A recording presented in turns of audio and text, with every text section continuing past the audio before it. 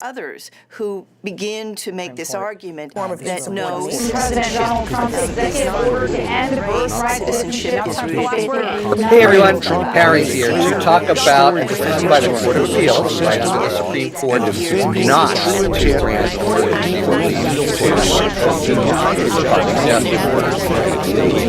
its efforts to not allow revoke birthright citizenship.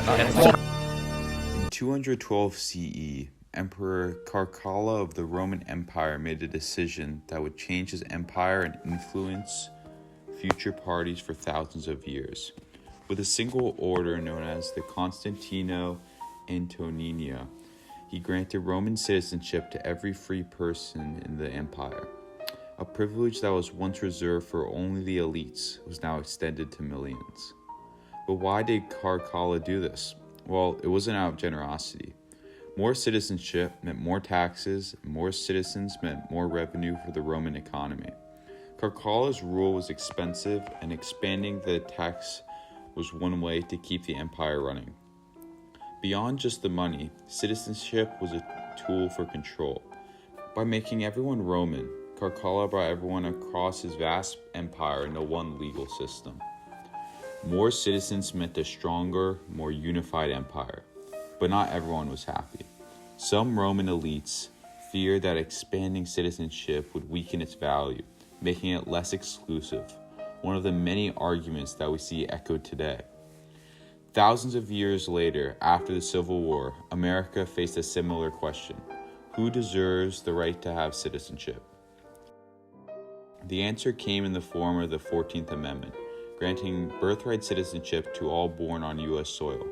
Like Caracalla's order, it was meant to unify a nation, but it also sparked backlash with the elites, just as it did in Rome. At the end of the Civil War, the United States was left with the question: who is an American citizen? In 1857, the Supreme Court delivered the Dred Scott v. Stanford decision, declaring that African Americans, both enslaved and free, were not to be considered citizens of the United States. This ruling denied the basic rights to millions and deepened the national divisions between fellow states as well as between the public and the government. Then, Congress enacted the 14th Amendment, overturning the Dred Scott decision by granting citizenship to all persons born or naturalized in the United States. This massive change aimed to secure the rights of formerly enslaved people and ensured that they were recognized as citizens. Politically, the argument sought to integrate African Americans into the nation's fabric, granting them legal protections and voice in the government. And economically, because by recognizing African Americans as citizens meant incorporating them into our labor force as free individuals, therefore contributing to the nation's growth, just like in ancient Rome. In spite of this, though, the expansion of citizenship has always begun debate. Some feared that broadening the definition would dilute its value, a concern that echoed in ancient discussion as well as present ones. The promise of the 14th Amendment was met with fierce resistance. In the aftermath of the Civil War, Southern states enacted black codes, laws designed to restrict the freedom of African Americans and ensure their availability was a cheap labor force. Today, the 14th Amendment is still a large discussion. Debates over birthright citizenship have intensified, with executive actions attempting to reinterpret the amendment's scope.